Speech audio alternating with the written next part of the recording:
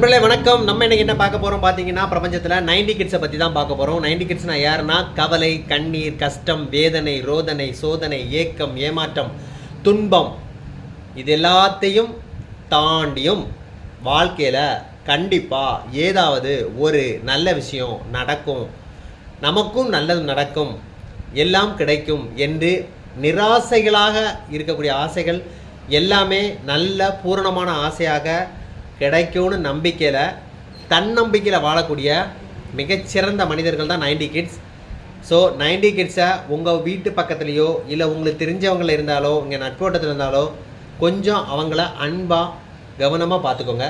பல ஏக்கங்களையும் ஏமாற்றங்களையும் வேதனைகளையும் மனசில் வச்சுருக்கேன். இது ஆண்களுக்கு பெண்கள் 2 பேருக்குமே பொருந்தும்.